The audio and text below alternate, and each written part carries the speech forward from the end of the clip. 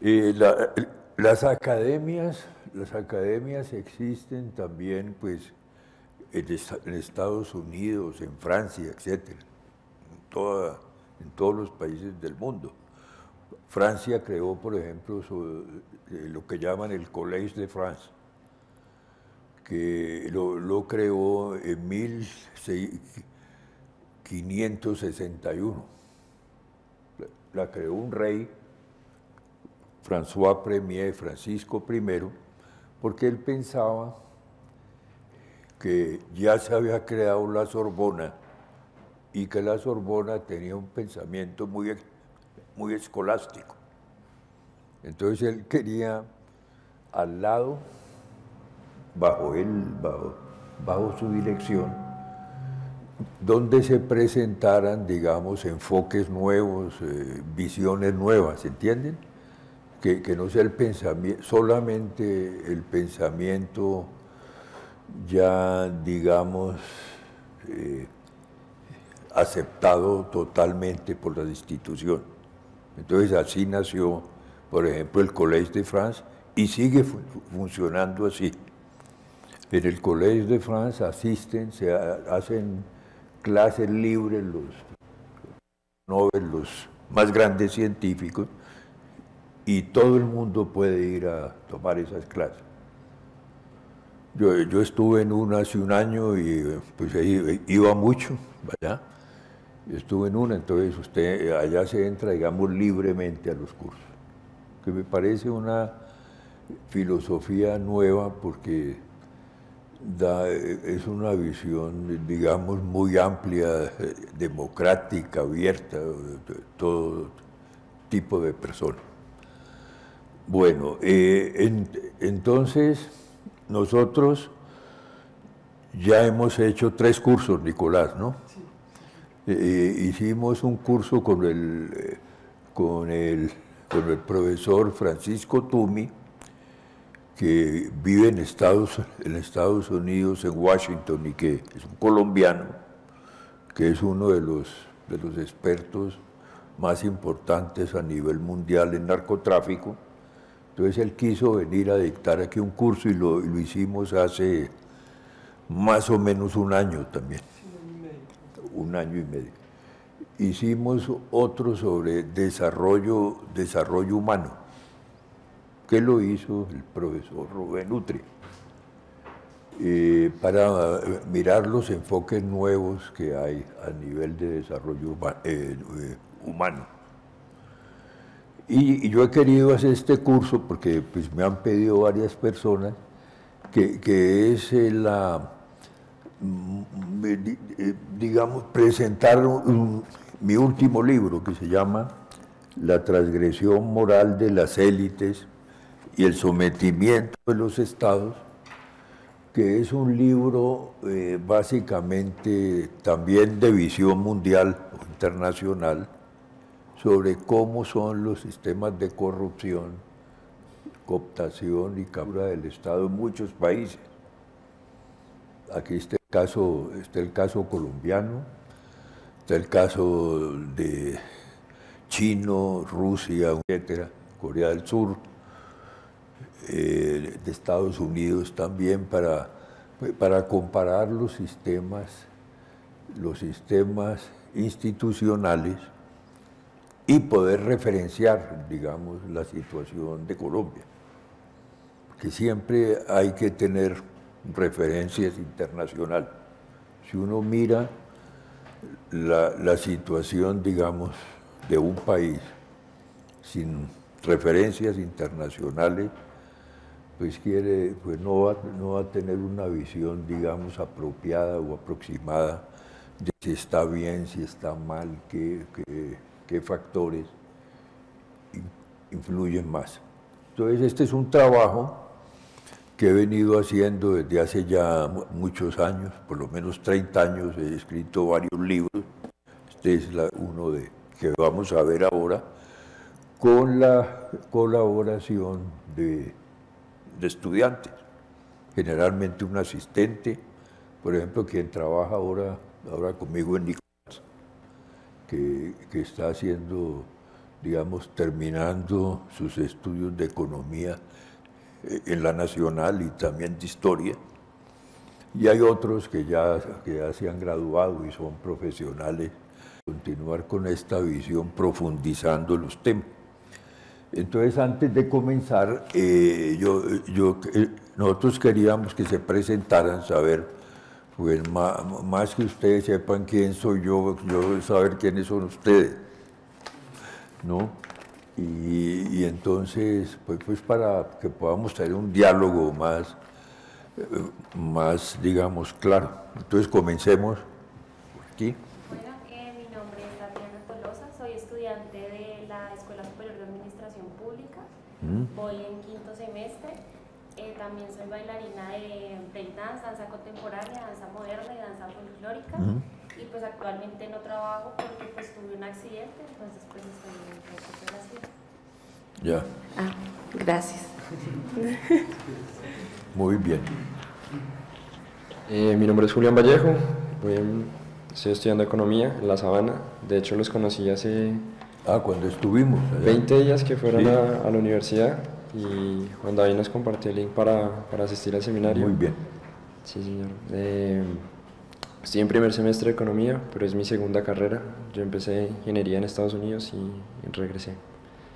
¿Y en Estados Unidos terminó? No, me falta un año. ¿En qué universidad? Se llama Embry-Riddle. Es la... Emory. Queda en Florida, queda a 1 hora de Cabo Cañaveral. Sí, señor. Bueno, muy bien. Bueno, mi nombre es Fernando Vela, yo soy estudiante de 10º semestre de Ingeniería Civil en la Universidad Nacional. Me interesan estos temas y por eso estoy aquí. Buenos días, mi nombre es Omar Ramos, soy estudiante de 10º semestre de Ciencia Política de la Universidad Nacional y pues me interesan los temas de clientelismo y captura del Estado, por eso, digamos, el motivo de mi asistencia. Gracias. Muy bueno, buenos días. Mi nombre es Paola Moreno, yo soy estudiante de 8º semestre de Gobierno y Relaciones Internacionales de la Universidad de Santo Tomás. Buenos días, mi nombre es Elkin Muñoz, soy estudiante de 7º semestre de Gobierno y Relaciones Internacionales y 4º semestre de Derecho, y también pues vengo de parte del Instituto Internacional de Estudios Anticorrupción, que fue donde conocí al doctor Reveis, y pues nada, interesado en los temas que vamos a tratar. Mi nombre es Sebastián Bobadilla, yo soy economista de la Universidad Nacional y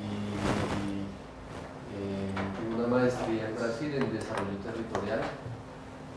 Y estoy interesado en los temas relacionados sobre poder y economía. Bueno, mi nombre es Cristian Hidalgo, es la segunda vez que asisto a la academia con el profesor Rubén. Soy profesional en estudios literarios de la Universidad Nacional y actualmente estoy culminando mi maestría también en la Universidad Nacional en literatura. ¿Por qué estoy acá y puedo ser como el bicho raro del curso? Es porque simplemente, como lo dijo Nicolás hace un rato, pues sí me interesan mucho estos temas y considero que uno no debe constreñirse simplemente en un área de estudios, sino ampliar un poco más el conocimiento. Muy bien. Buenos días, mi nombre es Juan Pablo Rubiano, soy estudiante de la Universidad Nacional de 7º semestre de Economía. Buenos días, Oscar Morillo, estudiante de tercera matrícula de Economía también de la Universidad Nacional. Y estoy aquí porque es importante, digamos, conocer los desarrollos teóricos, digamos, que vienen desde Colombia para analizar nuestro mismo país, ¿no? Y comprender un poco la transgresión moral de las élites, como se llama el libro. Muy bien, bueno, entonces ya nos conocemos. Yo voy a presentar, entonces vamos a presentar con Nicolás el tema, digamos, general del libro. Trabajo solamente de tipo mecánico, como se hace a menudo, sino que me parece importante que participen en construir algo, que es lo que necesitarán después para digamos, sus tesis, ¿no? O los trabajos que hacen. Poder crear algo, ir mostrando cómo se construye algo. Entonces, Sigamos, Nicolás. Entonces ahí está el título, este es el libro, nosotros tenemos un número tenemos aquí un número de libros, ¿no? ¿Cómo se van a distribuir, Nicolás? ¿Por qué no explica usted? Bueno, como pueden ver en el programa del curso, Ya. hay una parte pues, donde dice metodología, donde se explica más o menos cuál va a ser la metodología del curso. Entonces, cada sesión va a constar de 2 partes. Durante la primera hora de la sesión se hará una exposición magistral por parte del doctor Revés. Por lo general, pues, digamos, en cada sesión se va a abarcar 1 o 2 capítulos del libro de la transgresión moral de las élites, ¿sí? Y en la segunda hora va a haber como una parte de discusión, ¿sí? Hoy, por ser la primera digamos, clase, pues sabemos que ustedes, pues, algunos no habrán tenido como cercanía a la teoría. Entonces, en la segunda hora vamos a conformar unos grupos de trabajo que vamos, digamos, a trabajar durante las 9 sesiones que tiene el curso. Como sabemos que muchos de ustedes, o la gran mayoría, no tienen el libro, la academia amablemente pues, va a prestar 10 libros, 10 libros que los vamos a leer de a parejas, ¿sí? En un principio pues pensamos varias maneras. La academia antes pues podía regalar todos los libros a los asistentes, sin embargo ahorita pues este libro ha sido muy comprado y también pues casi estaba fuera de stock, ¿no? Entonces conseguimos 10 libros que pues van a ser prestados por distintas personas, también por la biblioteca de la academia, para que ustedes los puedan leer, ¿sí? A la final del curso vamos a rifar un libro por grupo, ¿sí? Y también pues vamos a estar difundiendo material que ha hecho la academia, particularmente también el libro del profe del desenlace neoliberal, Tragedia y Renacimiento, ¿no? Que también tenemos 10 ejemplares para Eso sí son para regalar, ¿no? Sí. Bueno. Sí, con participaciones y eso, entre más participaciones hagan, pues más posibilidades tienen de ganarse el libro. Entonces, pues la academia hizo ese esfuerzo. Tenemos 10 libros, algunos son de la biblioteca, propiamente acá, entonces les recomendamos que pues luego vamos a tomar los datos de qué persona se queda con qué libro, ¿sí? Les recomendamos pues no rayarlos con esfero ni nada de eso porque va a ser material de consulta después para otros. Y también otras personas, digamos mi libro personal, pues yo también lo presté para el curso, ¿sí? Entonces pues les recomendamos, este es un esfuerzo también para que ustedes no tengan que incurrir pues en los gastos de tener que a veces comprar el libro y que tampoco ya no se consigue en muchos lados, ¿no? Está más bien, digamos, agotado. Entonces, pues esa es... Bueno, perfecto. Está muy bien. Bueno, entonces me voy a poner yo de pie para... Bueno, entonces vamos a mostrar un esquema general del libro, pues que además está aquí, ustedes lo podrán leer en la síntesis de los capítulos. Pero yo les quiero mostrar también cómo este libro es el resultado de otros que yo he hecho y de investigaciones.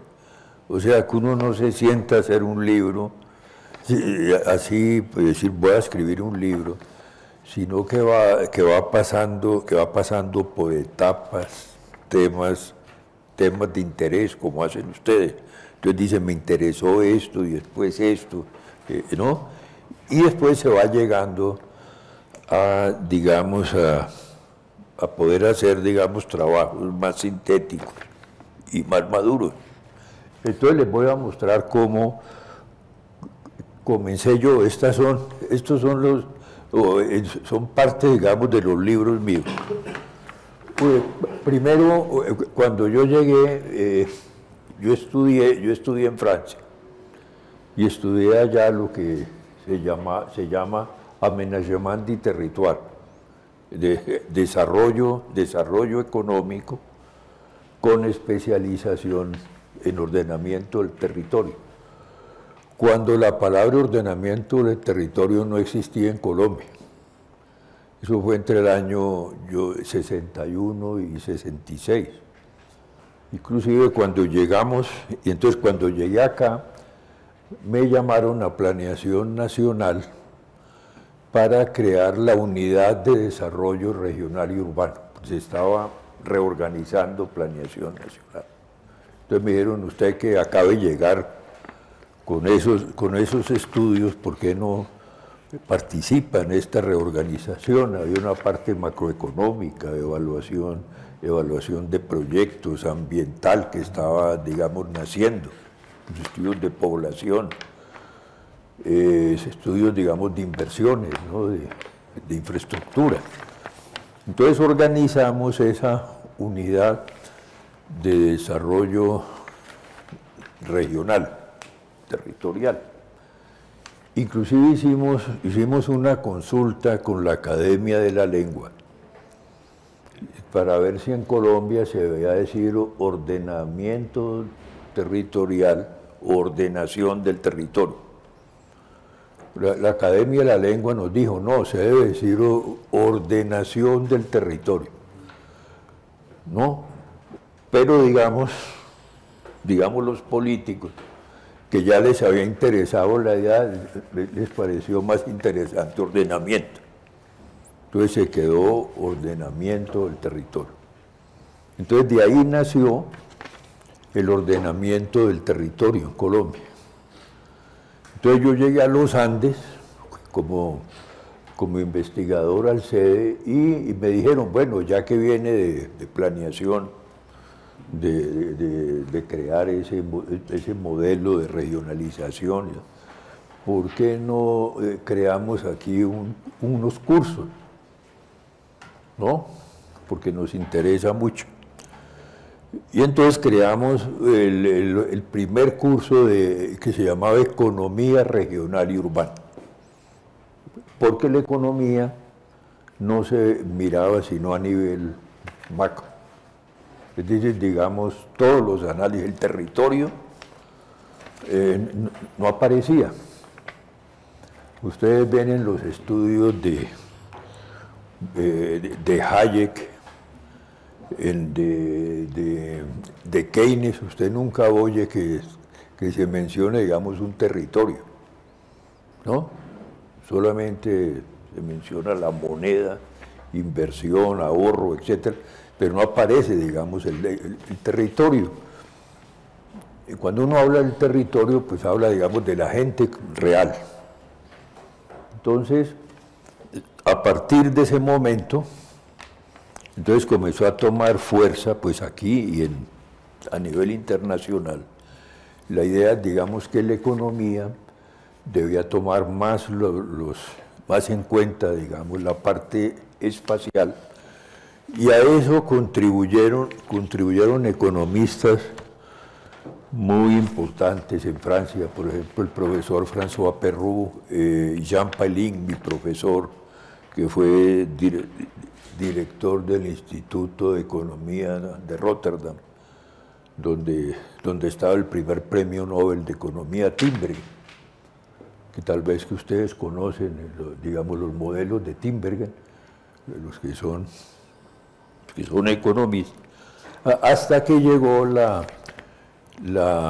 más adelante Krugman mismo ya dijo, bueno, el territorio es muy importante, entonces vamos a mirar la economía internacional cómo es el territorio. Entonces, bueno, entonces los trabajos míos, el primero a la izquierda es planeación concertada en Colombia. Yo siempre, este fue un trabajo del año 74, ahí están los años, porque siempre pensé que Colombia necesitaba hacer planes de desarrollo porque el mercado no es, digamos, suficiente para darle al país una visión de largo plazo. Y esa es prácticamente la discusión de hoy sobre el plan, que se ha, digamos, perdido esa visión que se tenía antes de largo plazo y dejar que los mercados resuelvan todo. Pero además la palabra concertada es muy importante. Concertada quiere decir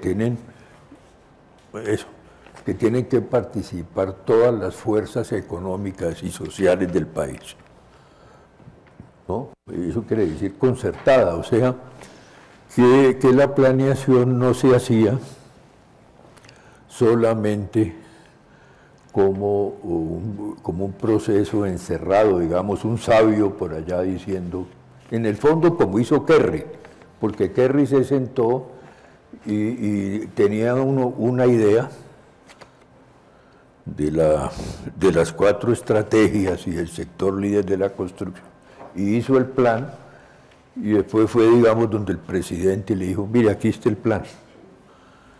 Pues entonces eso, sí ven la diferencia en mentalidad con la visión de hoy. Después hice un libro en los Andes, que se llama Poder e Información. Entonces yo comencé a pensar, decía, bueno, yo veía, digamos, las decisiones que el país tenía y que se tomaban y que siempre había asimetría de información, asimetría, ¿no? Información. Este trabajo, pues el mío es del año 77 y está ilustrado en 4 casos, ¿no? Porque está la teoría general y 4 casos para ilustrar, digamos, la simetría de la información en los consejos municipales, en la política, en el poder central, en el sector privado, ¿no? Entonces el problema de asimetría de información siempre he considerado que es clave y tiene que ver más adelante, digamos, con la transgresión moral de las élites. O sea, el que tiene la información tiene el poder de tomar decisiones adelantadas porque los demás no la tienen, y manipularla, o sea, tener una información antes representa, digamos, un cash flow, un flujo, digamos, muy alto, ¿no? Para mejorar la rentabilidad de un grupo, de una entidad. Por ejemplo, si se va cuando había un control de la tasa de cambio, entonces quienes antes tenían información que se iba a devaluar la moneda, pues entonces sacaban unas ventajas gigantescas. Entonces ese es un punto fundamental. Por ejemplo, Soros utilizó eso para especular contra Francia y contra Inglaterra, ¿no? Vio que los fundamentales tenían dificultades, que había problemas, entonces hizo unas jugadas especulativas y se enriqueció así. Bueno, en el año 78, con el profesor Carlos Zorro, que es del CIDER de los Andes, hicimos un libro que afortunadamente no fue publicado, pero que se usó como texto del CIDER durante 25 años, que son los diferentes enfoques de la economía territorial. El enfoque, digamos, neoclásico, el enfoque keynesiano y estructuralista, y el enfoque marxista. ¿Cuáles eran, qué diferencias hay entre esos 3 enfoques? Ese libro se puede consultar, ¿no? Nosotros lo tenemos aquí también, ¿cierto? Sí. Tenemos aquí una copia. Pero infortunadamente no salió nunca. Bueno, después entonces, cuando yo ya estaba en el CEDE, yo estuve en el CEDE desde el año 70 al año 78 de los Andes, ¿no? Sí, y fui decano de la Facultad de Economía de los Andes del 80 y el 86. Entonces estuve allá 16 años. Entonces siempre me interesé, digamos, por las crisis. ¿no? Cuando vi una crisis siempre me interesé por entenderla, porque la clave es estudiar, es entender una crisis para saber cómo se puede resolver esa y las que vienen más adelante.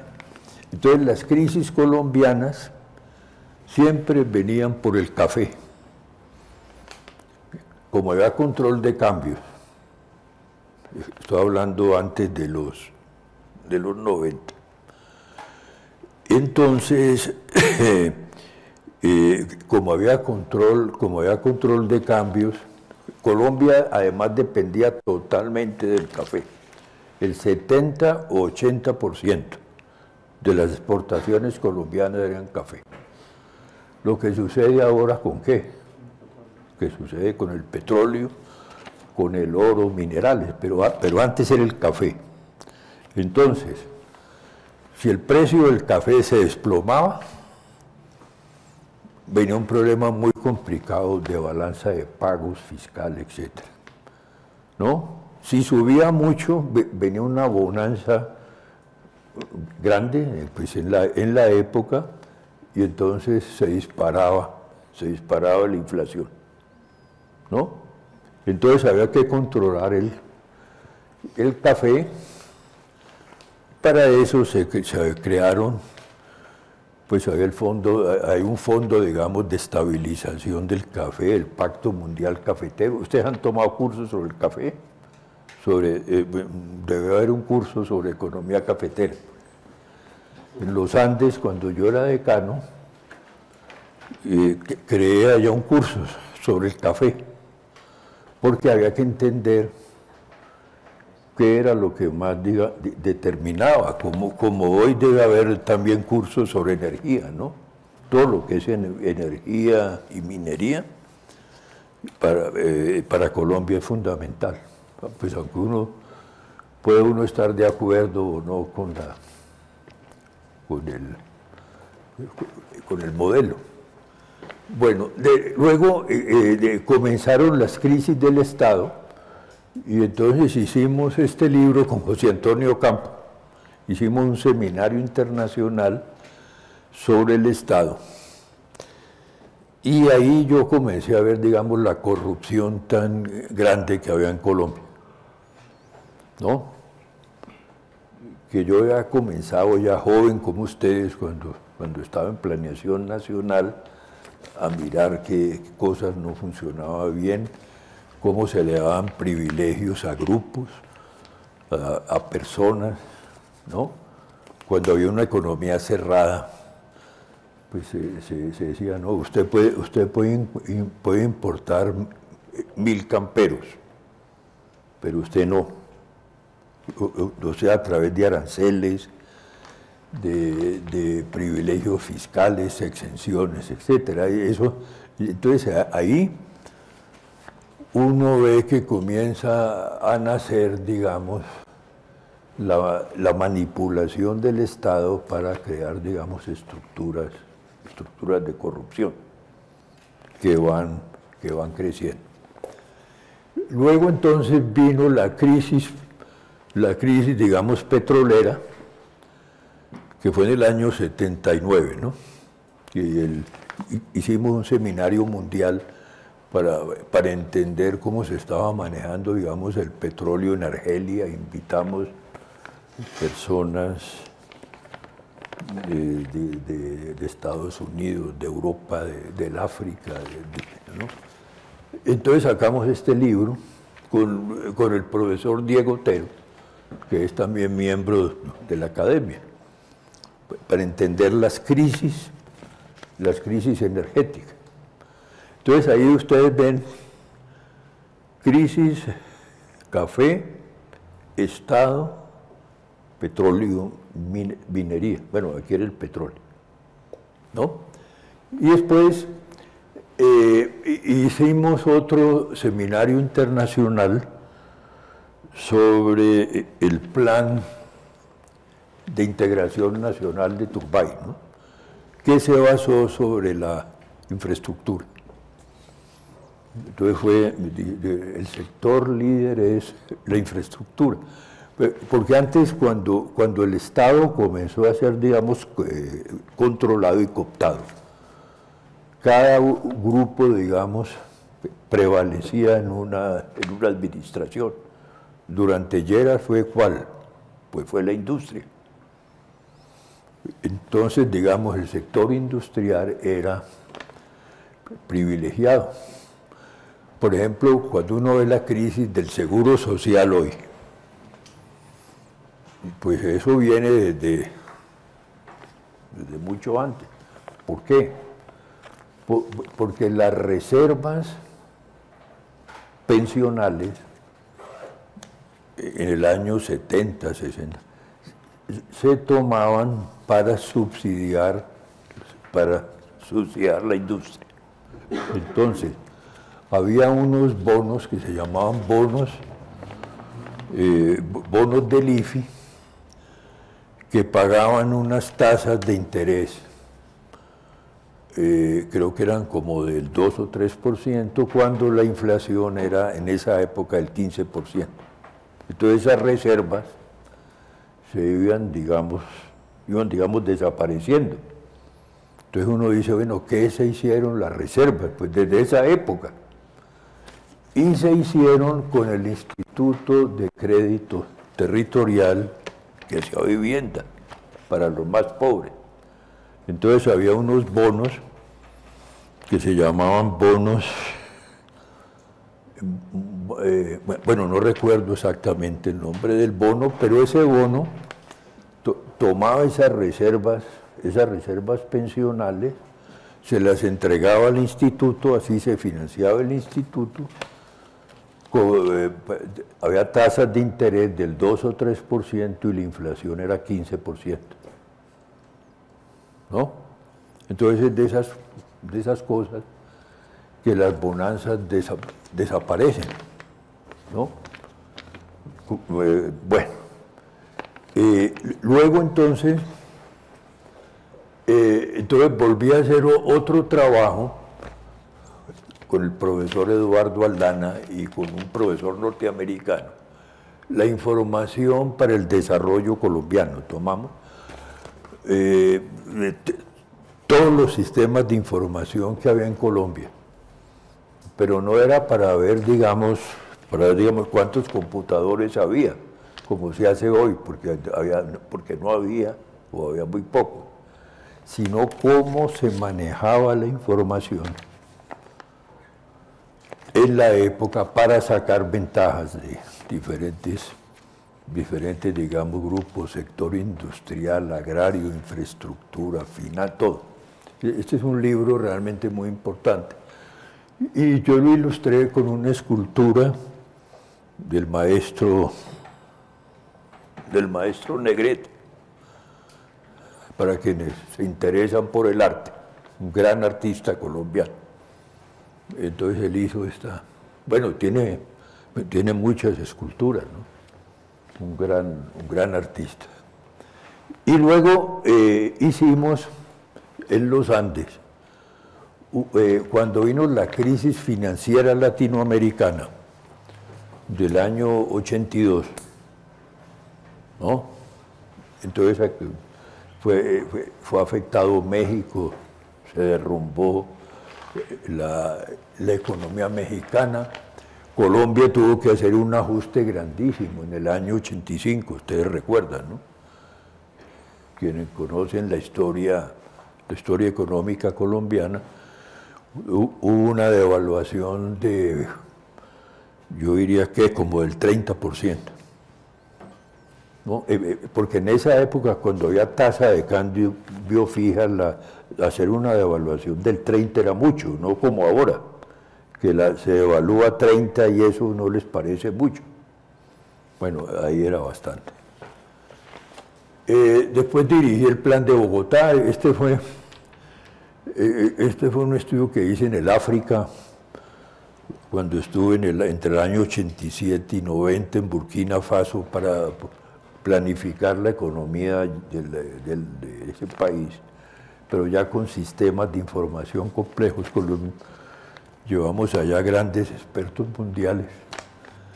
Bueno, y este libro, de Democratizar para sobrevivir, del año 89, que fue antes de la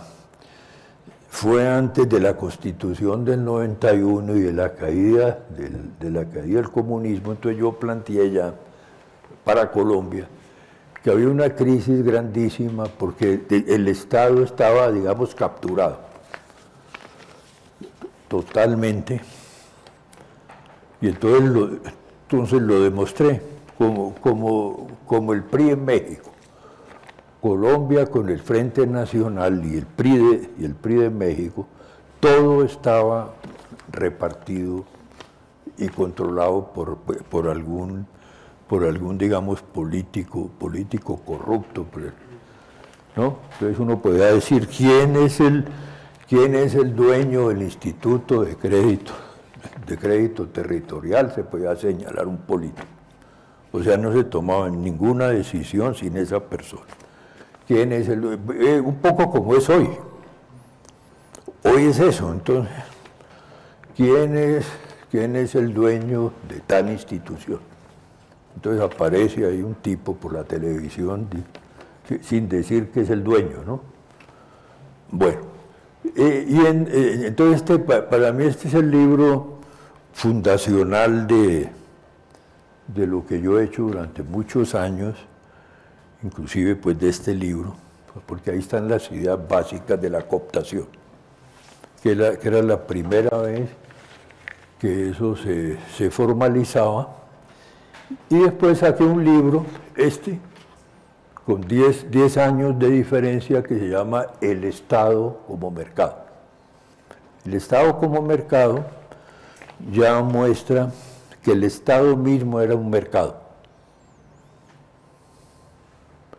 Es decir, que alguien podía comprar regulaciones, podía comprar capacidad, digamos, de decisión. ¿Ve? O sea que el Estado se había convertido en un mercado, como es hoy, ¿no? Hoy es eso.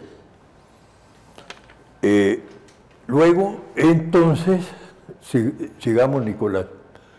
Bueno, ese es un trabajo que hice en Estados Unidos en el año 2000, cuando estuve en la Universidad de Texas, allá en el ILAS, en el Instituto Latinoamericano, que yo llegué allá como visiting scholar, y yo les dije, mire, México se va a volver como Colombia. México es el alter ego de Colombia. Tengan cuidado porque ustedes tienen acá un instituto mexicano, tenían uno brasilero y un instituto mexicano, pero a ellos no les interesó porque estaban, digamos, ganando mucho dinero con el TLC, todos los negocios, con el NAFTA, perdón, mexicano.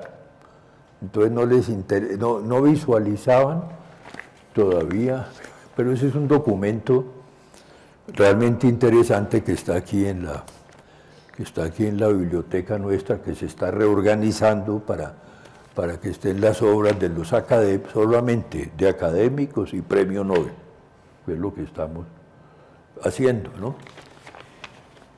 Bueno, y después hice una trilogía que 2004, 2007 y 2007, que es en 2004, el 2003, ¿no? ¿Es 2003, Nicolás, o 4? Que es el desenlace neoliberal, tragedia o renacimiento, donde yo antes de la crisis de 2008 ya veía un desmoronamiento, digamos, digamos, del sistema. Entonces escribí ese libro que tiene 4 partes. Tiene una primera parte que es en la que mostraba que haber globalizado, digamos, los mercados, sin haber globalizado la justicia. Porque fíjate que, y hoy sigue así, mercados globales, justicia nacional.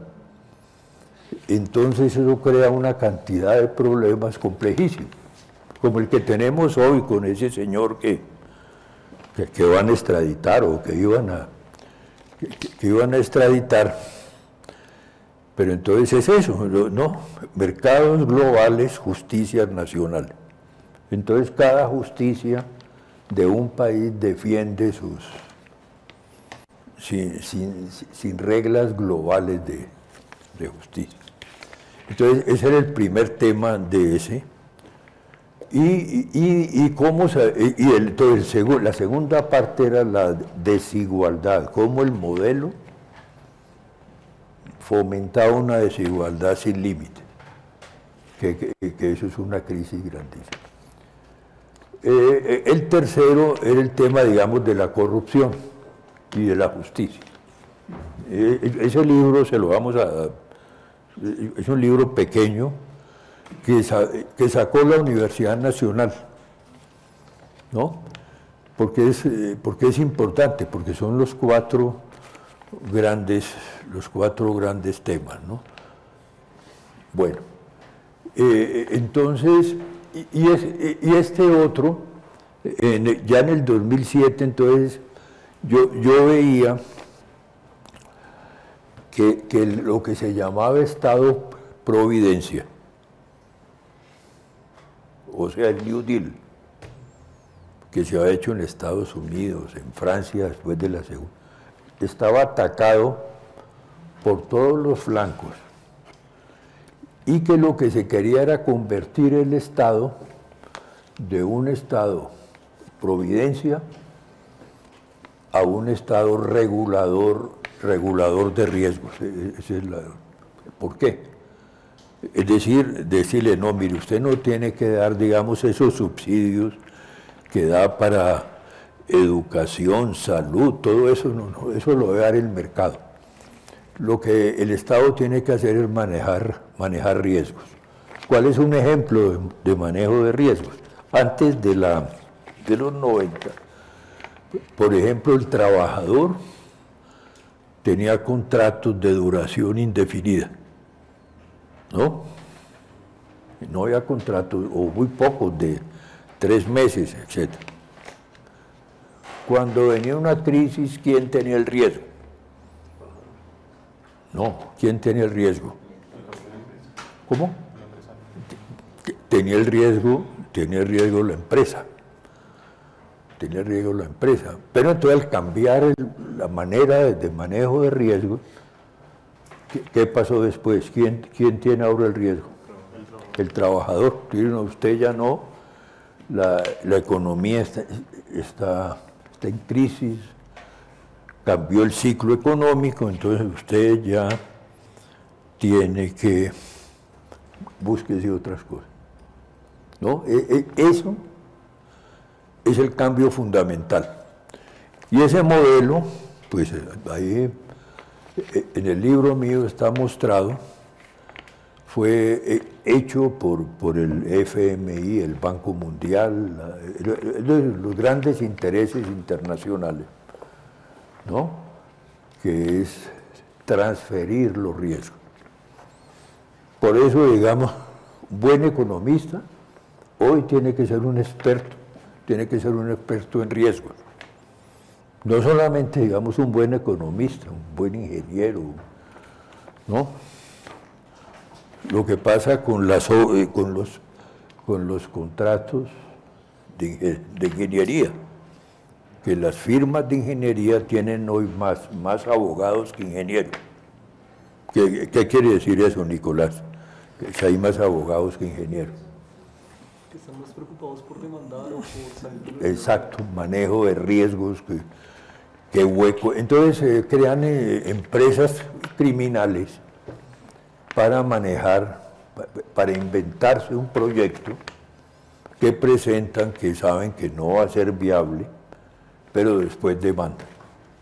Por ejemplo, hoy salió una noticia muy importante, y era que ya el Consejo de Estado, o creo que fue la Corte, dijo que en la ley que se hizo, que cuando fracasaba un proyecto, cuando un proyecto fracasaba, había que devolver devolver los recursos al inversionista, independientemente si era corrupto o no. Pues se había probado que sí, que independientemente si era corrupto no se devolvían los fondos. Ya salió hoy que no se va a hacer si son corruptos. ¿Ve? Si ven ustedes la diferencia. ¿No?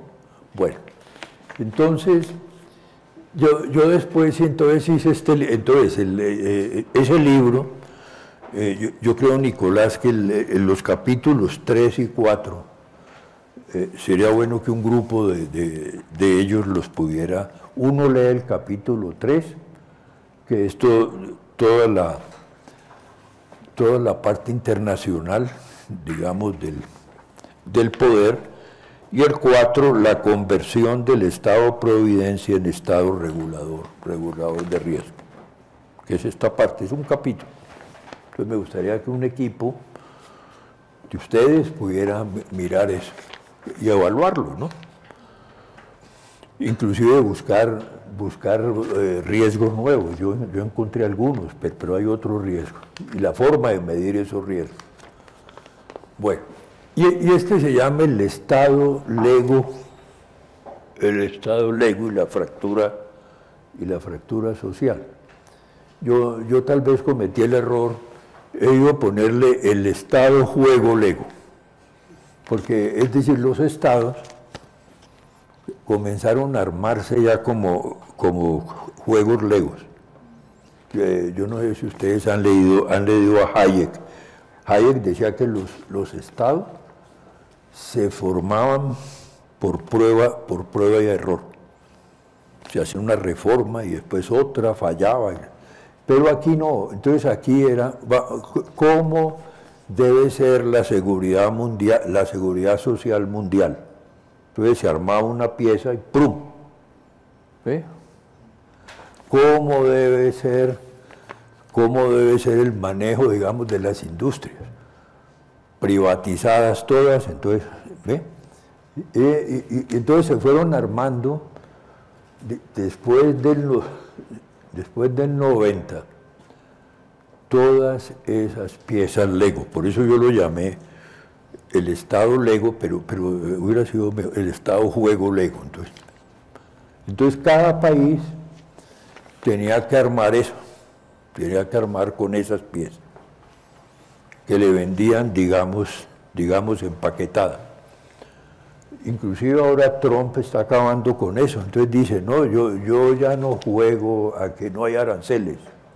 Entonces está sacando acá, esta era que había que dejar libres mercados, había una pieza que eran los TLC. Entonces saquemos esta, pero él mismo, o sea, quien creó el modelo, lo está, digamos, desbaratando, ¿no? Y eso es parte de la crisis, digamos, mundial que tenemos hoy. Bueno, hay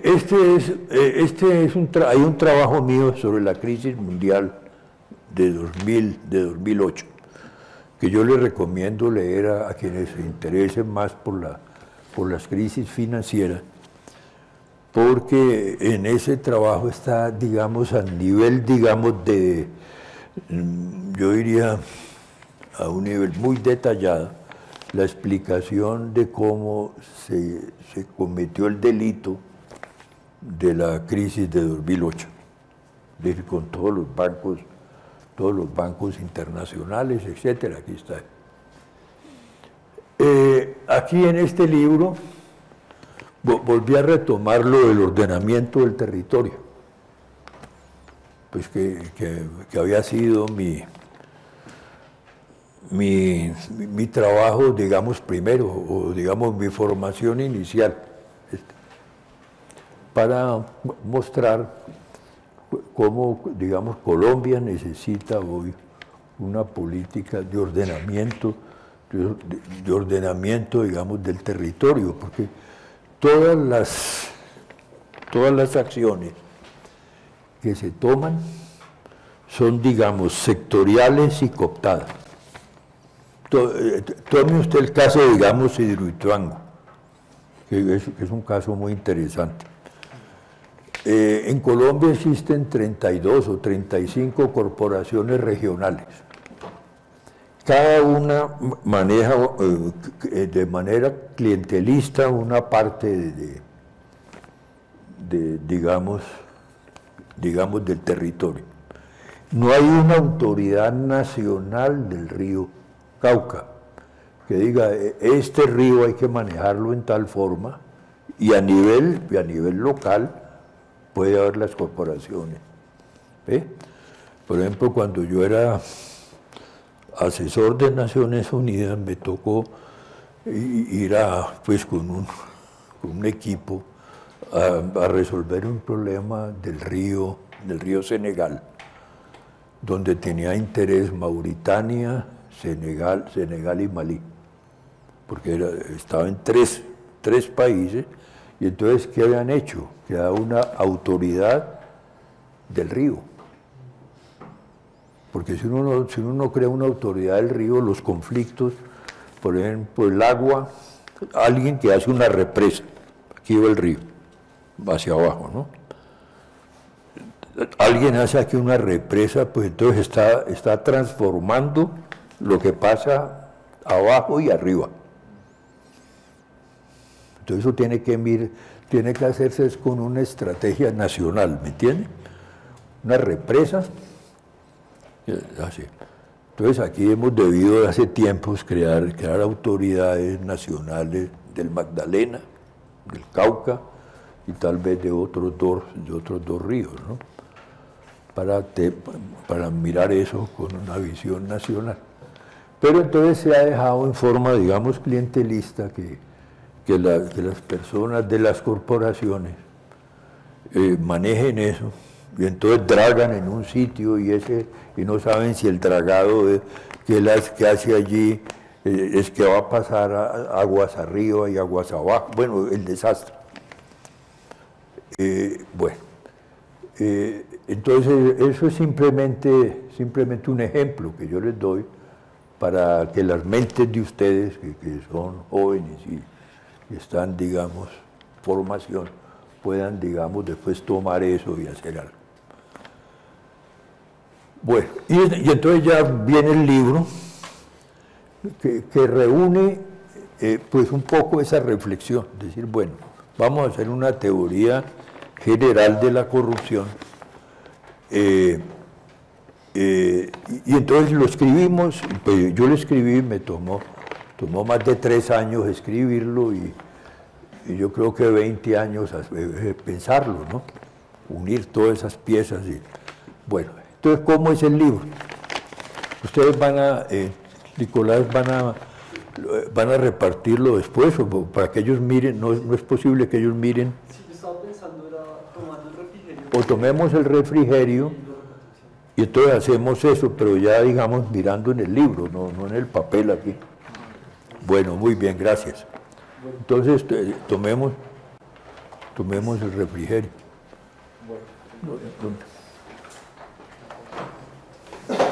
¿Saca preguntas o algo? Sí, bueno, si quiere usted modere la sesión. No, sí, la idea es que si tienen alguna pregunta, no duden en hacerla, como que estos espacios, digamos, lo importante es que podamos discutir, ¿sí? Y lo más importante es que nosotros como estudiantes en formación nos enriquecemos mucho preguntándole a un académico, ¿sí? Entonces, tratar como eliminar esas barreras a veces en que el académico a veces está muy arriba de nosotros e intentemos, digamos, generar un diálogo, ¿sí? Miren que somos un grupo chiquito, ¿sí? Y hay muchas disciplinas, entonces eso puede enriquecer mucho las discusiones. Bueno, entonces, pues levanta la mano y... No, sí, claro, si hay alguna pregunta o después. Entendido lo que yo expliqué, bueno,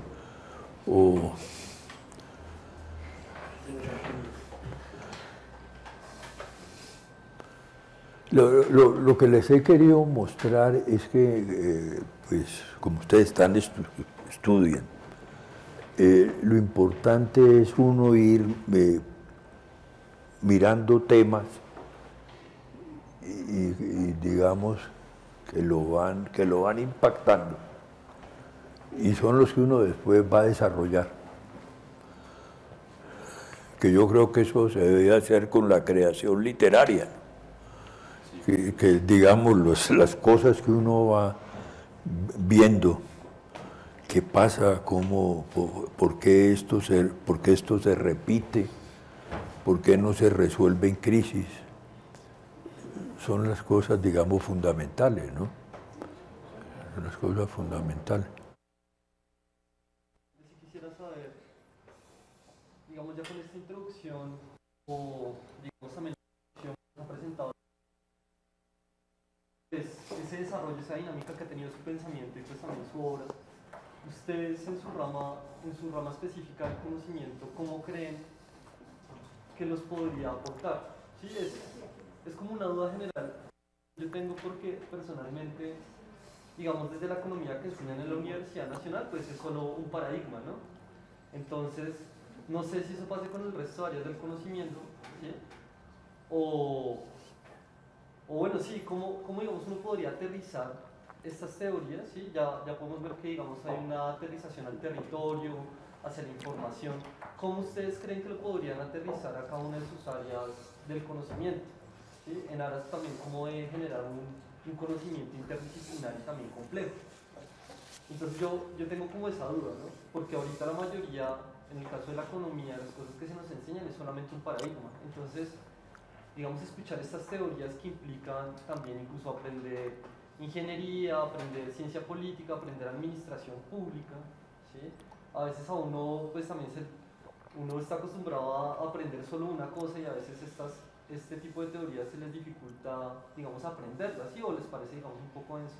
Entonces, mi reflexión iría un poco hacia eso. ¿Ustedes cómo creen que estas teorías que se han mostrado muy someramente podrían, digamos, ayudarlos en su quehacer profesional, por ejemplo?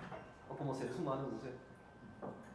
Entonces, sí, no sé si alguien quiere eso, por favor. Y tú no. Estaba pensando más o menos esa pregunta, pero al revés. Digamos, a mí me gusta mucho enfocarme sobre cosas que en teoría son un poco productivas. Entonces estamos hablando, por ejemplo, del deporte, de las actividades de ocio, que evidentemente pueden tener un impacto político, un impacto social y un impacto económico dentro de la sociedad.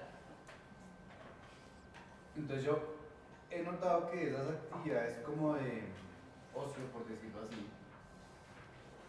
digamos, son subestimadas, ¿sí? Entonces, por ejemplo, nosotros podemos decir que un jugador de fútbol fue capaz de detener una guerra, ¿sí? Podemos decir que las actividades profesionales de deporte tienen un impacto significativo en el Producto Interno Bruto del país.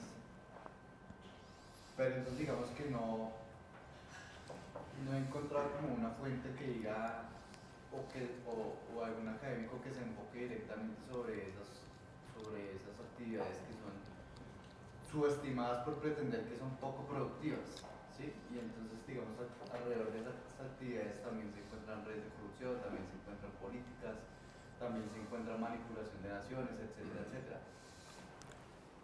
Entonces, básicamente quería mirar cómo se podía trabajar ese tema alrededor del seminario, porque digamos, no sé, se me ocurren muchos ejemplos de eventos deportivos magnos digamos, por ejemplo, la FIFA, que es capaz de corromper muchas naciones para lograr objetivos propios.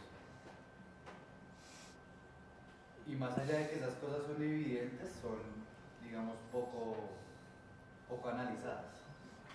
Básicamente esa era la pregunta que yo tenía. No, me parece interesante el comentario, ¿no?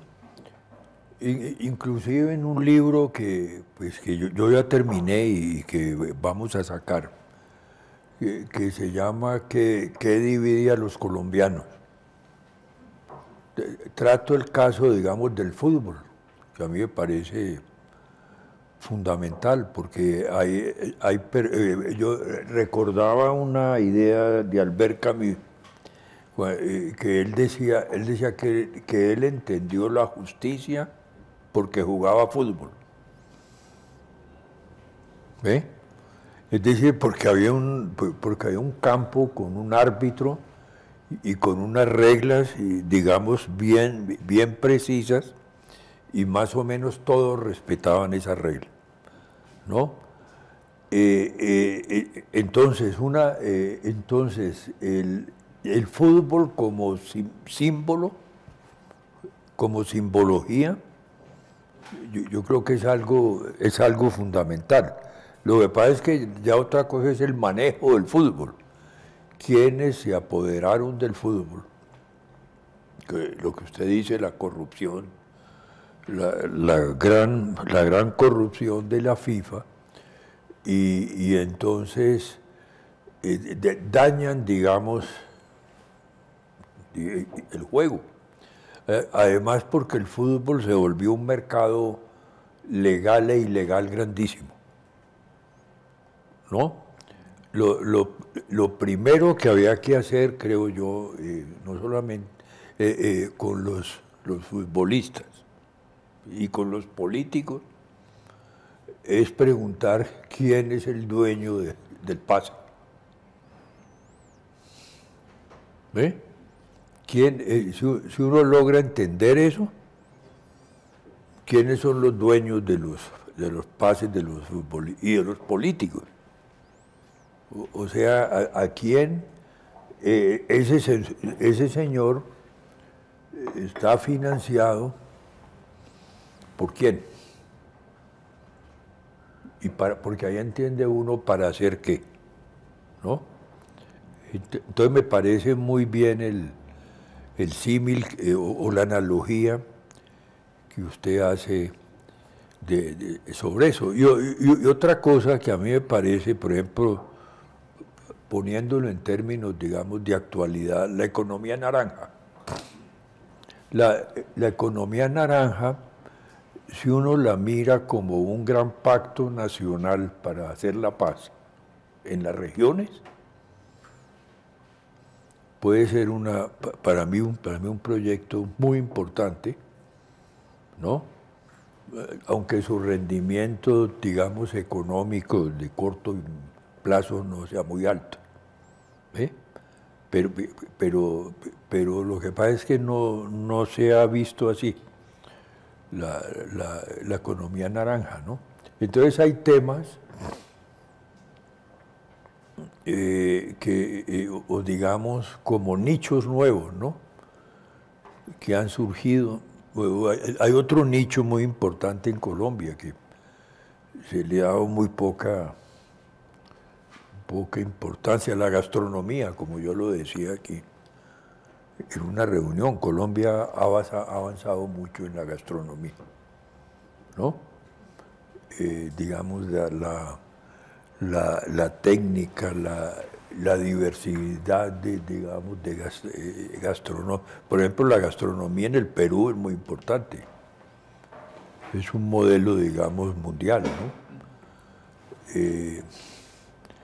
Que se vende, que trae turismo. Entonces yo sí creo que había que mirar eso, no necesariamente dentro, digamos, del ocio, sino como actividades sociales muy importantes que no aparecen muy bien en las cuentas nacionales.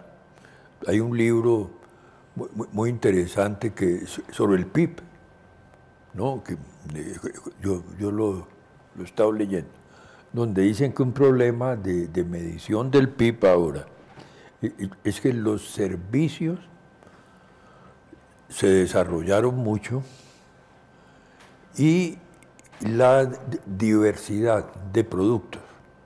Entonces que el PIB, las cuentas habían estado diseñadas básicamente cuando los productos eran muy homogéneos, no eran, digamos, diversificados, ¿no? Entonces digamos, unos zapatos, por ejemplo, entonces aparecen zapatos, pero no aparecen zapatos, todo tipo de zapatos, ¿no? Desde los zapatos chinos hasta unos zapatos súper sofisticados, ¿no? Entonces sí me parece que y yo creo que esos temas van a ir surgiendo cada vez más, van a ir surgiendo, pues, mirando yo ese estudio sobre, o ese libro sobre el PIB, que además está escrito por una gran economista de Inglaterra, Cole, ¿no? Una mujer. Y ella fue la que sacó otro gran libro mirando cómo habían cambiado los programas de las facultades de economía en el mundo después de la crisis de 2008. ¿No? Ella hizo, o sea, es una persona con una mente, diría yo, especial. Bueno, entonces, ¿continuamos? ¿O? Sí. Sí. Tenía una apreciación respecto a, ¿cómo es su nombre? Roger. Listo, a lo que Roger preguntaba. Pues también en los últimos trabajos que estamos haciendo con el profe, uno de los libros que ya acabamos y está en edición es el de ¿Qué une y qué iría a los colombianos? Entonces yo vería como esto el deporte en dos, digamos, posiciones. La primera de ellas, el deporte como generador de identidad nacional, o sea, porque también uno generalmente asocia como que la mayoría de personas se sienten colombianos cuando hay una representación deportística, o sea, sí, el deporte, sí, entonces ahí sí, deportística, entonces ahí sí todo el mundo dice, oiga, sí, yo soy colombiano, entonces, digamos, hay un efecto de la identidad que incluso el profe sintetizó muy bien en ese libro diciendo que hay familias que alegran a los colombianos y hay familias que los dividen, ¿sí se recuerda? Sí, claro, yo tengo eso. Por ejemplo, no, siga, usted. Entonces, las familias que, digamos, unen a los colombianos, que dan alegrías a los colombianos, pues muchas veces son esas familias, por ejemplo, del Cauca, del Pacífico, ¿sí? Que han sido, digamos, familias que históricamente han sido de personas deportistas, ¿sí? Pero asimismo, así como hay genealogías del deporte, también hay genealogías de la corrupción, ¿no? Entonces también hay genealogías de políticos corruptos, de clientelismo, de empresarios. Entonces, yo creo que el deporte es como algo muy importante dentro de la identidad y dentro del problema del desarrollo humano. Y el otro punto en el cual yo vería también, digamos, con las investigaciones que hemos hecho con el profe respecto al deporte es ver muchas veces quiénes son los dueños o los que financian, digamos, por ejemplo, los equipos de fútbol, y cómo es la relación de esos dueños con la información, con los medios. Si usted mira, por ejemplo, hay equipos donde el que es dueño de un canal de televisión también es dueño de un equipo de fútbol, ¿sí? Entonces, obviamente empieza, digamos, a haber un problema que pues el profesor Reyes también sintetiza muy bien en Poder Información y en otros trabajos después, es quiénes son los dueños de los medios y también quiénes son los dueños del deporte, del entretenimiento, por ejemplo, ¿sí? Y eso también va, digamos, a configurar también la mentalidad, la cultura de la persona. Y yo creo que ahorita, digamos, muchos académicos acá están trabajando el tema de qué es la realización o el desarrollo humano, ¿sí? Donde ya empiezan a meterse variables que no necesariamente llegan a ser económicas o no necesariamente llegan a ser validadas por su productividad, ¿sí? Entonces creo que hacia eso va como la frontera del conocimiento, por lo menos en la teoría económica, digamos que la realización del ser humano digamos, es consecuencia de muchas otras variables que no necesariamente son económicas, como por ejemplo, sí, el entretenimiento, el ocio, el bienestar, sentirse feliz, ¿sí? Entonces eso yo también lo vería así, también con lo que hemos trabajado. Sí, y que van surgiendo, lo que Nicolás dice, temas nuevos. ¿Quién iba a pensar hace 50 años que el problema, digamos, de género iba a estar en el centro, digamos, del debate sobre el desarrollo humano, el género? Y hoy lo está, ¿no? De manera que yo creo que en ciertos campos se ha avanzado y en otros campos se ha retrocedido, ¿no? No hay que creer que siempre es un avance lineal, ¿no? Bueno, entonces continuamos, Nicolás, ¿no? Sí. Bueno, si quiere, para que ellos miren en el libro. Sí, entonces vamos cada uno en el libro. Un libro por parejas. Y también pues vamos a formar los grupos, ¿no? Ah, sí. ¿Por qué no lo formamos? Bueno. Y para avanzar. Sí. La idea es que, a ver, ¿cuántos estamos? 2, 4, 6, 8, 10. Hay 12. Armemos 4 grupos de 3 personas, ¿sí? Y mientras se van sumando... Sí, vamos. sí, porque hay otros que no pudieron Sí. llegar hoy, que están Sí. por la carretera Listo. Villavicencio. Entonces, vayan armando grupitos de 3. Ahí ya vamos.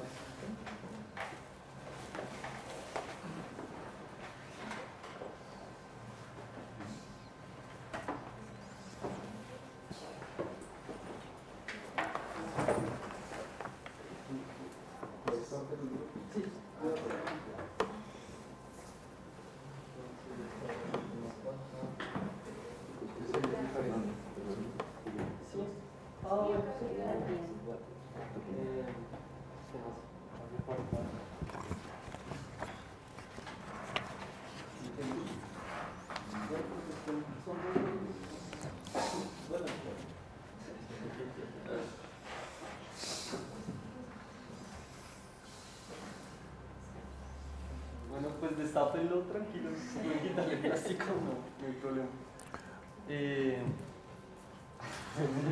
No, los libros no. Bueno, entonces comenzamos, si quieren, pues podemos ir mirando acá para yo sintetizar. Bueno, el libro tiene 4. El libro tiene 5 capítulos grandes, ¿no? Uno, el primero, pueden mirar ahí la tabla de materia.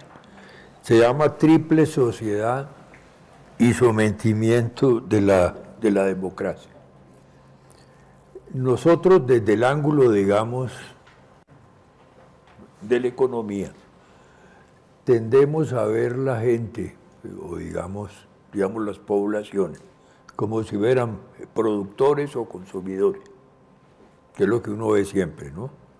Que tal producto se le vende a tales personas. Eso está bien, pero es insuficiente. Desde el ángulo, digamos, de la corrupción, captura y cooptación del Estado. Entonces yo, con todos estos trabajos, fui encontrando que debemos hablar de triple sociedad. ¿Qué quiere decir triple sociedad? Que hay una sociedad, digamos, que yo llamo cooptada, que es, digamos, la que captura el Estado, la que es dueña del Estado, saca ventajas, subsidios, exenciones, etc. Entonces esa es la triple sociedad. Hay otra que es la sociedad no cooptada, que son, digamos, los trabajadores independientes, los campesinos que trabajan solos, etcétera, que no tienen influencia política en el Estado. O sea, los que realmente están sometidos al mercado y que no reciben contratos, no tienen capacidad de contratación con el Estado.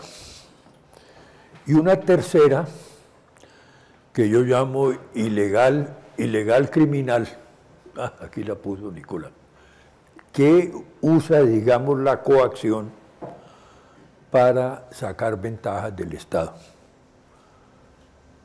Políticos corruptos, paramilitares, guerrilleros, narcotraficantes, todos los que usan la fuerza.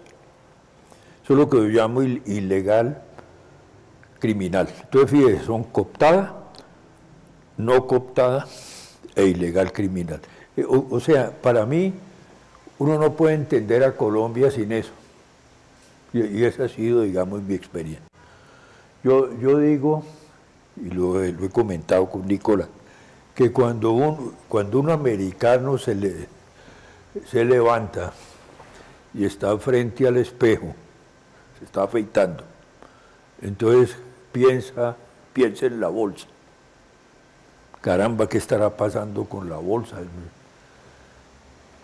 Cuando un colombiano se levanta y está frente al espejo, piensa en el Estado.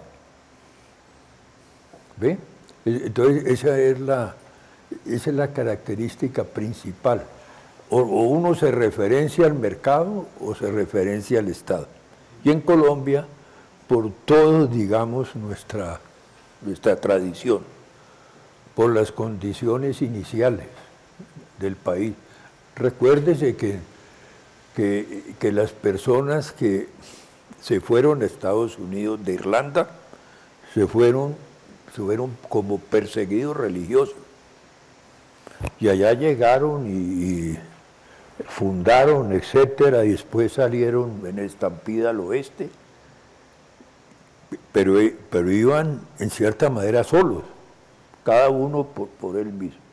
En Colombia vinieron funcionarios del rey, representantes, esa es la gran diferencia, que se consideraban dueños digamos, del territorio. Entonces, esa es la primera idea fundadora, pues que está en mi libro, y que yo comencé a entender en el año 89 cuando escribí el otro libro que ustedes vieron, que se llama Democratizar para sobrevivir, ¿no? Entonces esas son las tres sociedades. Ahora, yo he logrado, y ustedes van a encontrar en el libro, generalizar esa teoría y decir que es una teoría general, no solamente de Colombia. Lo que pasa es que es una cuestión de proporciones. Por ejemplo, Cuba y Venezuela son sistemas, digamos, cooptados totalmente. Porque todo el mundo tiene que referenciarse al Estado y no al mercado. Cuba está cambiando un poco, ¿no? Cambiando, ya está incorporado. Los Estados Unidos tienen una sociedad no cooptada grandísima. ¿Cuál es? Pues los ilegales.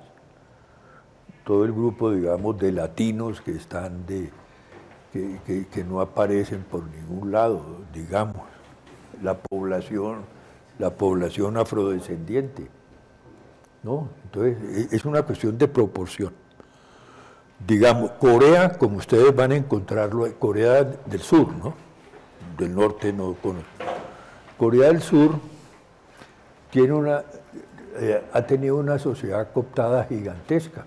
El país se fundó con 9 chaeboles, 9 grandes grupos económicos, que el Estado les dijo: mire, señores, si ustedes cumplen estas metas de exportación, nosotros les damos todas las ventajas que ustedes tienen en crédito, asistencia técnica, ciencia y tecnología. Y entonces esos chaeboles se apoderaron de las finanzas, de las escuelas, todo está en manos de esos chaeboles. Pues es una sociedad cooptada gigantesca, ¿no? Entonces es una cuestión de proporcionalidad, con más o menor. Los estudios que yo he hecho y que están en el capítulo 5 muestran, ya cuantitativos, basados en las cuentas nacionales, muestran o llegan a la conclusión que más o menos la sociedad cooptada en Colombia está entre 30 y 35%, la no cooptada en 50%, y la ilegal criminal oscila entre 10 y 15%. ¿No? Eso es más o menos la proporcionalidad. ¿No? China tiene una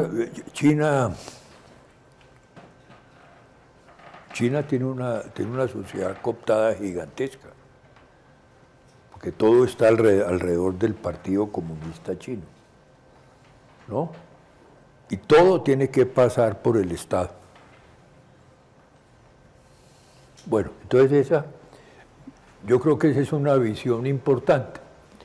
Entonces ustedes tienen las tres sociedades, cooptada, no cooptada, e ilegal, criminal, y de ahí salen, eso es lo que define las instituciones en Colombia. ¿Por qué? Cuando se hizo la reforma constitucional, no la reforma, la nueva Constitución del 91, se hizo, digamos, el Congresito, que fue como un grupo, digamos, pequeño, y que eliminó la extradición en ese momento, porque había unos lobbies de los narcotraficantes muy importantes que influyeron en esa medida. Después hubo que modificar eso, fue un escándalo, ¿no? Inclusive fueron, digamos, algunos de ellos condenados, los que manejaban ese congresito.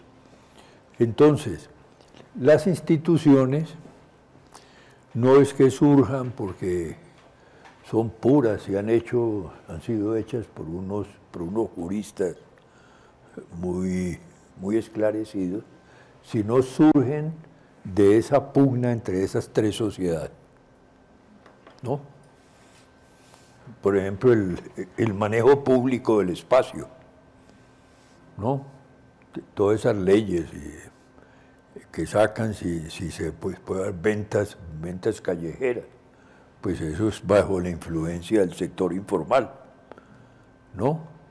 Todas estas normas, digamos, de la extradición, del proceso de paz, la cuestión bancaria, la decisión que se tomó de que los grandes grupos financieros en Colombia pudieran trabajar en el sector real.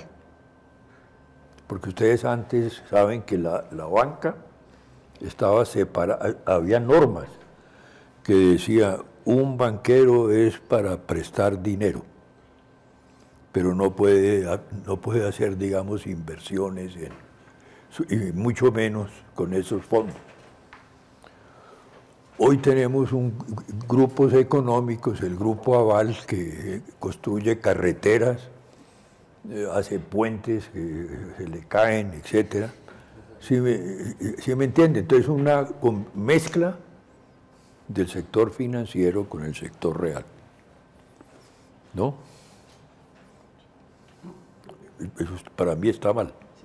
Profe, ya que quedan más o menos 15 minutos, quisiera para que nos repartiéramos los capítulos de... Ah, bueno. Sí, entonces el capítulo 1, que es que es la parte, digamos, de la teoría. Y la idea es mostrar cuáles son los riesgos que la democracia tiene y por qué ha venido retrocediendo la democracia. Entonces es una visión, digamos, general. Luego el capítulo 2,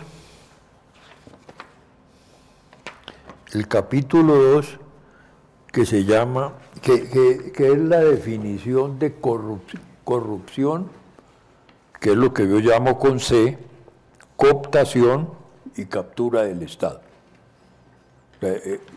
Corrupción, captura y cooptación del Estado. Ese es el capítulo 2. Que yo creo que es un capítulo pues, que me tomó mucho tiempo formalizarlo. ¿Y por qué no lo pasamos rápidamente a ver si yo alcanzo a mostrar eso? Siga, Nicolás. ¿Dónde está? Explica. Siga. Esto. O sea, miren este círculo para arriba. Entonces ustedes ven que la corrupción es el círculo más amplio. Porque ahí cabe desde la persona que, digamos, paga un policía para no, digamos, que le cobren una multa, hasta todo tipo, digamos, de hechos de corrupción, que es lo más generalizado en la población, es lo más generalizado. Luego viene un círculo más pequeño que dice captura. Tiene las características de la corrupción, más la idea de que hay un pacto con una parte del Estado. Digamos, lo que se llama captura del regulador. ¿Sí me entiende? Entonces, captura el regulador para sacar ventajas del Estado. Entonces usted tiene, por ejemplo, muchos ejemplos. Por ejemplo, lo que se hizo, digamos, con las Cortes, para hacer aprobar una tutela, entonces se le pagó a un magistrado, que hoy está, digamos, capturado. Es un caso de captura. Y también de corrupción, porque es un proceso holístico. Y finalmente, cooptación es cuando todo el sistema, el Frente Nacional en Colombia, el PRI en México, o la situación de hoy en Colombia, todo está, digamos, más o menos asignado a un político, o a la clase política, o empresarial, o ilegal criminal. Entonces es un proceso, digamos, holístico. Si hay cooptación, hay captura y hay corrupción. Si hay captura, hay corrupción. No necesariamente cooptación. ¿Ven?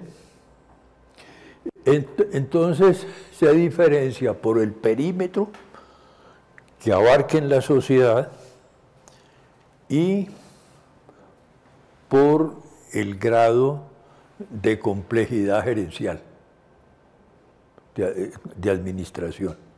Es decir, para hacer un proceso de captura se necesita un know-how muy importante, un conocimiento, un conocimiento, digamos, del Estado grande, etc. Y si hay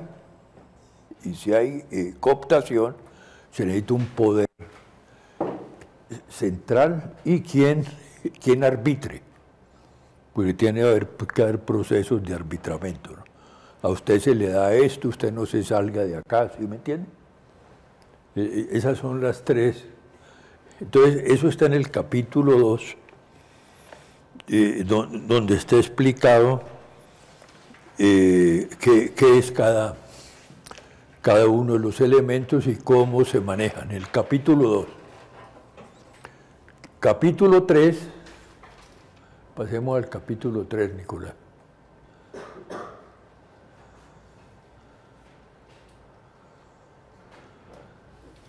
Capítulo 3, entonces, son qué mecanismos, lo más importante para analizar los problemas de corrupción, captura y cooptación, es entender los mecanismos.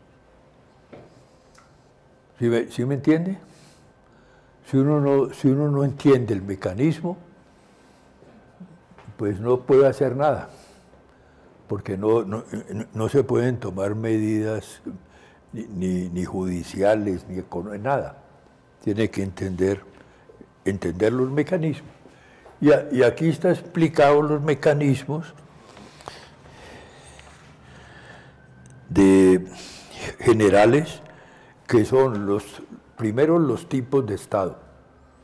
Hay estados que llevan más a que existan sistemas, digamos, de corrupción o captura, ¿no? Entonces aquí está explicado. No entro a detallar hoy. Luego viene la teoría que hice yo de los mesocontratos, que ese es otro tipo de mecanismo, que es el pacto concreto que hay entre un grupo de interés con el Estado, o el tipo de articulación de las tres sociedades con la organización del Estado. ¿Ve? ¿Sí entienden eso? Bueno, después lo van a mirar más. Y después vienen los ejemplos. Entonces en el capítulo 3 está el ejemplo colombiano, está el ejemplo de la Unión Europea, el ejemplo de Rusia y China, Francia, Grecia, Corea, algunos países islámicos, Italia, México. No puede tomar todos los países porque era un trabajo ya pues que no alcanzaba, inclusive con los recursos que tenía para hacerlo, pero está explicada la esencia de dónde están las fuentes, digamos, de corrupción. Entonces, ese es el capítulo 3, ¿no? Eso está en la página, bueno, está al comienzo. No sé si lo están siguiendo bien. El capítulo 4 viene instituciones formales, informales e ilegales y las teorías del desarrollo. Cada teoría del desarrollo lleva implícita digamos, un tratamiento de lo informal y de lo ilegal. Por ejemplo, dentro de la teoría neoclásica, pues básicamente, o en principio, se considera que todo el mundo está en las instituciones, ¿no? Entonces, lo informal y lo ilegal aparece como un residuo, ¿no? Como era antes, ¿no? Sector formal e informal, pero no aparece inmersa en la teoría misma. Entonces, por eso aquí yo tomé unas teorías significativas, que son, primero, la teoría neoclásica, después Buchanan y el constitucionalismo, que quienes han estudiado economía se dan cuenta de lo importante que es, porque es una teoría del Estado, pero más con un enfoque, diría yo, neoclásico. Después Polanyi, Amartya Sen, y después las teorías que más se concentran en los temas, digamos, de la desigualdad, ¿no? Y después viene la teoría mía de las tres sociedades. Entonces digo, bueno, en la teoría, digamos, neoclásica, no se tratan estos temas o se tratan marginalmente. Claro que hay autores muy importantes como Gary Becker, que ha tratado el problema de la criminalidad, pero él lo trata es como aparte, no inmerso en la teoría del desarrollo. Bueno, y finalmente el capítulo 5 es la triple sociedad y el desarrollo intolerable, donde hago yo un análisis de la justicia, la desigualdad y una medición que hice desde el año 80 hasta el año 2010, o sea, 30 años, cómo han evolucionado las tres sociedades, basado en las cuentas nacionales. Eso ha sido un trabajo larguísimo en el que me han ayudado personas muy diversas, profesores de los Andes que trabajaron conmigo cuando eran más jóvenes, etcétera. Entonces ha sido un proceso largo, pero que logramos sintetizar esos 30 años, hasta el 2010, ¿no? Solo hasta el 2010. Bueno. Y bueno, muchas gracias. Bueno, que estén muy bien, muy amables, ¿ah? Gracias.